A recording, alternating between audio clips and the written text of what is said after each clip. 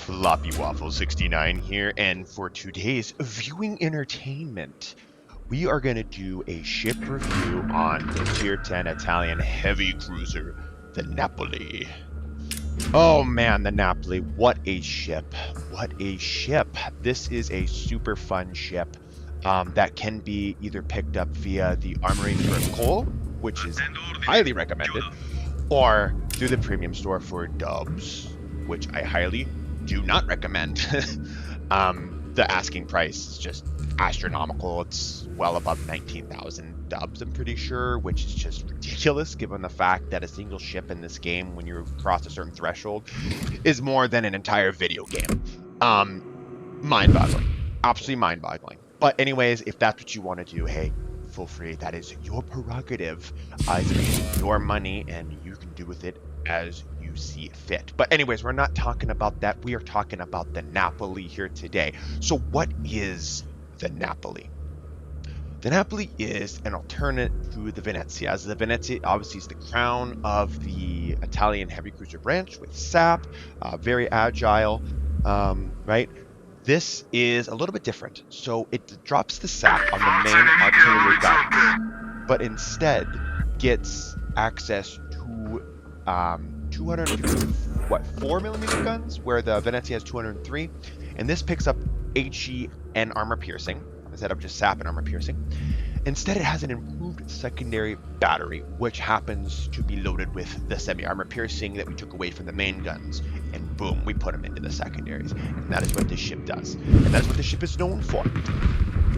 On top of that, it is an incredibly tanky-ass hull. Probably one, if not the single tankiest hull at Tier 10. There is an argument to be made, right? I find it probably in the top 3, personally. Just based upon its armor scheme, its insanely good turtleback. This ship is notorious for, because a lot of, let's be honest, not so good players play this ship because it's for coal. And it goes broadside, and you're in your battleship, and you shoot it, and you're like, oh, this is going to be good, and you get nothing but penetrations and no citadels, right? It's some decent damage, but no citadels. And boom, that's the turtleback. That is 100% the turtleback working as intended, so to speak. But before we start going into the gameplay of the ship, as you see in the background, and kind of helping you guys coach you along on how to play this vessel, let's just go over some hard stats of the ship. Talk a little bit about her. So, obviously the Napoli here, your health's clocking in at 59,200, which is pretty middle of the pack. Not bad, right? Stalingrad, I believe, is like 72, and that's the leader of the pack here. So keep that as like an example for where it's at. Detection from sea is 12.76 kilometers. Detection by air is clocking in at 9.7 kilometers. Max speed is 35 knots. A rudder turn time of 12.5 seconds, and a turning circle radius of 750 meters. Yeah, not bad. Not a bad little platform. Going over to the main battery, we have 3x3 254mm guns with a range of 16.3 kilometers, with a base reload of 17 seconds and a 180-degree turn time of 25.7 seconds. Sigma rating is 2.15 with a horizontal dispersion of 140 meters and a vertical dispersion of 65. Quick note about her HE shells, clocking in at 3,450 damage. They also have a 16% chance of fire, and because they are 254mm rifles there, they penetrate 42mm of effective armor. Going to her secondary battery, shooting SAP. Her secondary DPM is clocking in at 417,500, which is awesome. And that secondary battery is consisting of 4x3 152mm guns and 6x2 90mm guns. The retotal roughly between 3.2 for the 90s and 7.2 for the 152s. The penetration ranges from 26 to 42mm, and not bad at all. The range of the secondaries does clock in at 7.3 with a max range built with the signals and captain upgrades and upgrades of the ship, clocking in around 11 kilometers for the secondaries. With the Napoli, she also comes with torpedo tubes, which is always good. Somebody loves seeing torpedo tubes on a cruiser, right? She has 2x4 533mm torps with a range of 13.5 kilometers, clocking in at 13,900, which I believe is the same as the Venezia, with a reload of 95 seconds and a speed of only 56 knots, with the reaction time of those torps clocking in at 7.2 seconds, and stability of those torps of 1.1 Also, another side note to the side note is the Napoli's DPM, her main battery, is rather significant. Looking at what let's look at her main battery overall. Her AP DPM is only coming in at 195,000, and her HE DPM is coming in at 109,500-ish change. That is definitely pretty much the bottom of the pack, guys. So it's not winning any rewards or awards there. I think the second is coming in as like the Hildebrand and Marseille. And those have substantially larger guns than this one. So, all right. Now that we've gone through all the stats of the ships, kind of what the ship is on paper, now we're going to talk about her, how she plays in game. So the Napoli is kind of what I had described previously before the replay began. An aggressive cruiser that has a great tanky hull that definitely benefits from getting close. Not only because this version is very mediocre at best. I really find myself not landing shells at anything past 13 kilometers. Definitely getting in secondary brawling range is where the ship excels. With her secondary DPM topping the charts of the tier, and that coupled with her fuel-exhaust smoke, as you see me using behind you, can definitely make this ship be a dangerous force to be reckoned with. I believe her smoke firing penalty is 8.8 kilometers, which is awesome. Which is also, on a side note, Venezia has a 9.9 kilometers, kind of an interesting balancing change there. But I know that thing has 15 203mm guns that can absolutely whack ships with semi-armor piercing. But to me, the 254 as being a larger gun caliber, I can't help but question the balance decision there with 8 kilometers of stealth firing. And for another example, why does the Minotaur have a lower stealth firing penalty than that of the Neptune? It's not like the Neptune's winning any rewards or awards for being a dangerous light cruiser. I mean, granted, in the right hands, like myself included, I love that ship. But it's like, why? Interesting decision, no? I mean, granted, that thing can fight tier 7s, but I'm not like fearful of a Neptune usually, given the fact that the thing can be citadeled from any which way and any which angle, right? So, maybe the 16. But we're not here talking about the Neptune. We're just using that as like an example. We're talking about the Napoli here. And one thing I want to highlight in this ship is, just because I stress that this is an aggressive ship that benefits from an aggressive playstyle and a tanky goal, doesn't mean you get to sail around and be an absolute retard. We've seen countless Napoli players go in, YOLO in, beginning of the game, and just get absolutely devastated from HE spam torpedoes, from like a 5,000 HP left Napoli finally taking a citadel from a battleship. That's always nice to see. It's like, you still have to read the game and read the map. I read the situation. I don't think this thing, just because that's where it benefits. Like, here's a prime example of 406s coming in on my broadside, giving them a honk of sight. That's what I was going to get nuked. Boom. Maybe a lot of overpens, maybe maybe 1 or 2 penetrations, if that. Those shots were a little high, but still, it's like unheard of. But that being said, going back to what I was saying, just because I say the ship is aggressive kind of play style, doesn't mean you go in at the beginning of the game and think you're gonna do phenomenal. You still have to pick your spots, read the map, read your opponents. Because like, how many times have we gone in a game and people are like, we're gonna push C? Well, it's like, we can't just push C until we see what the enemy loadout or deployment is, right?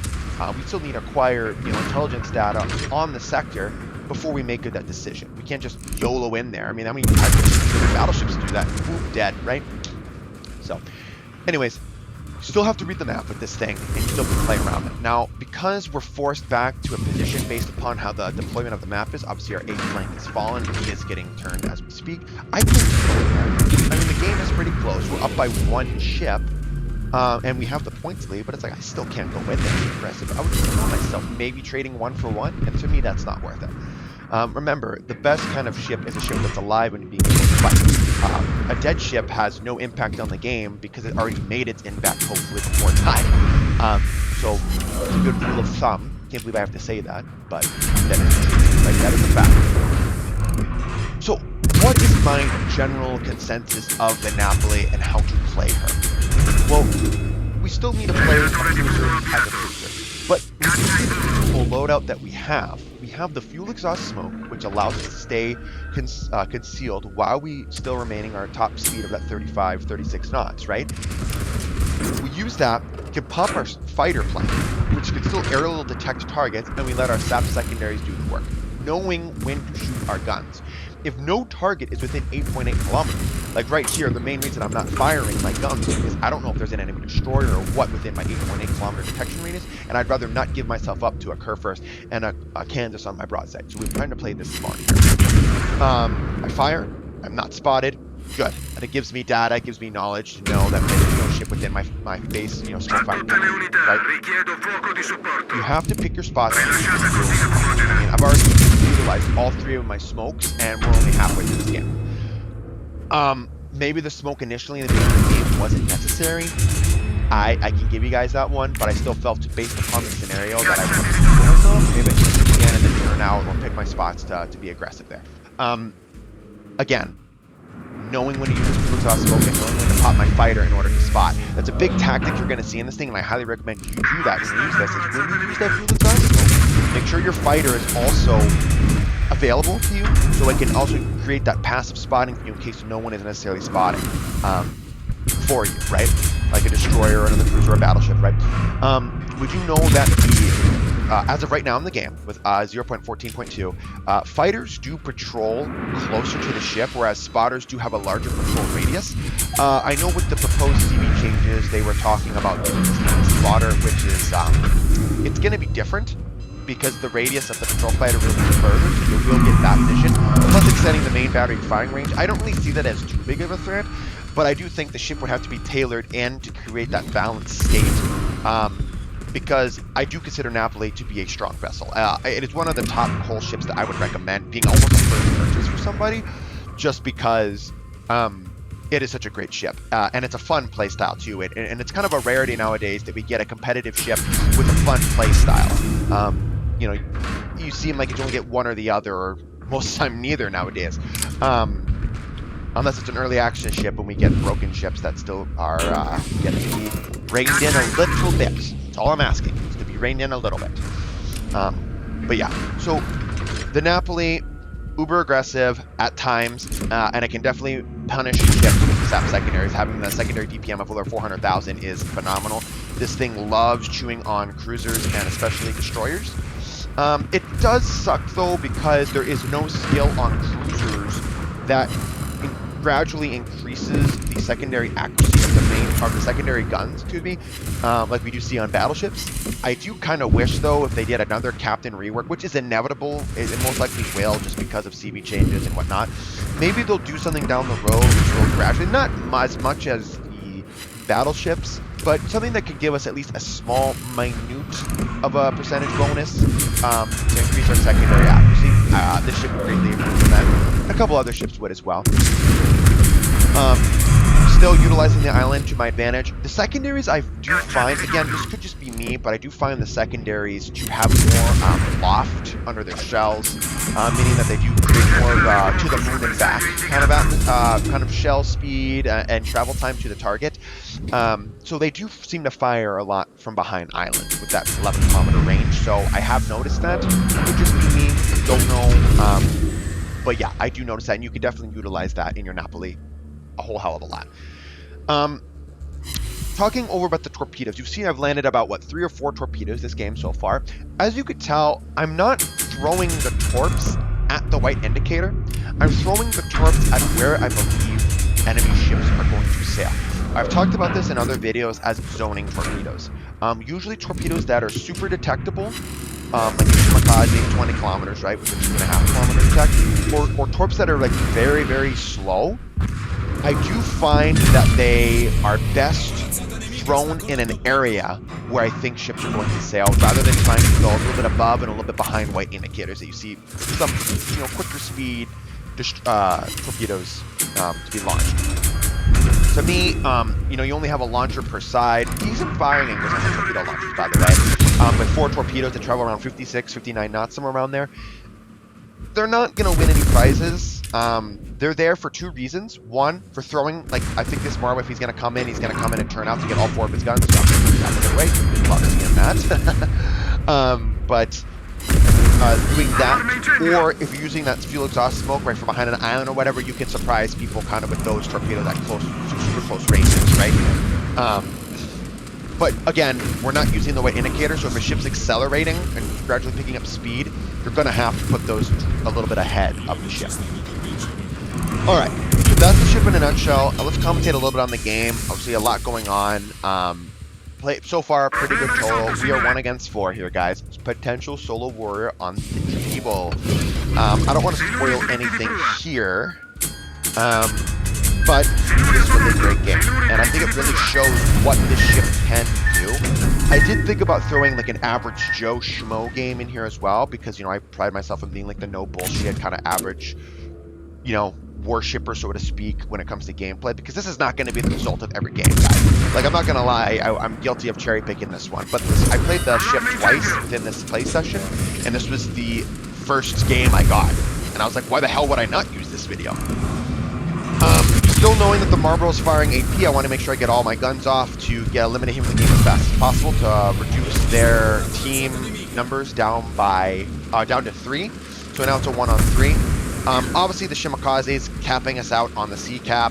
I wish I would have picked him up earlier, or my division mate would have killed him. He obviously played phenomenal this game, with I believe 4 kills under his belt right now.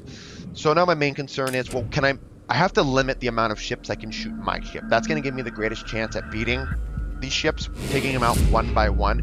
Thinking that the Jean Bart, obviously I'm not going to cap here because there's just no time. I mean, with the deficit and the lead, it's like I have to kill 2 ships and then we can adjust the caps. Thinking that the Jean Bart's still going to come flying around, think he's going to beat me. I'm like, maybe I can find the Cerberus around the corner here and catch a broadside on him. Which at first I'm like, yes, there he is. And then I'll go a little bit further and I'm thinking, no, there's the Jean Bart. So, I already thought I was going to die here. I'm like, dude, there's just no way. Jean Bart, main battery reload booster, Cerberus, smoking up when I'm well within his smoke firing penalty. That's awesome. Definitely knowing his ship. You know, there's just no way. I'm going to eliminate the cruiser. I believe I can snipe the Schnoz there, which is actually phenomenal that the accuracy of my guns is actually doing it. But again, when you're at this close of range, the accuracy is just going to be there, I find. Whereas where most cruisers want to play within that 13 or up range, you're not really going to have any marks. We're able to take out the Jean Bart. I guess he must have utilized all of his main battery reload boosters. And now it comes down to 1v1 Shima versus Napoli. The big thing that sucks about the Napoli, guys, there's no access to hydroacoustic search. If it did have hydroacoustic search, I believe this ship would be broken, which is good. I'm glad it doesn't.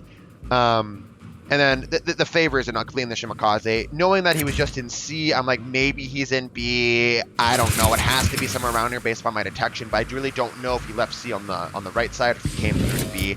I don't know, guys. I'm kind of just swiveling to make myself a hard target. And, you know, spoiler alert, no matter how hard you try to find the guy, drop an ASW, maybe it's AA's on, I don't know. He somehow manages to predict exactly where I was going, so big kudos to him.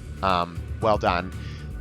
He's definitely a good player. So, with that being said, the Napoli, guys, in a nutshell, you know, I tried doing my research on this ship, and I wanted to get this out there to you guys, because I do think this is a great ship, and I believe everyone that plays the game for a considerable amount of time, newbie or whatever, this is definitely the ship for you guys. FYI, what a heartbreaker here. Absolute heartbreaker. The finish shot, shoot it out there, maybe hit him. No way.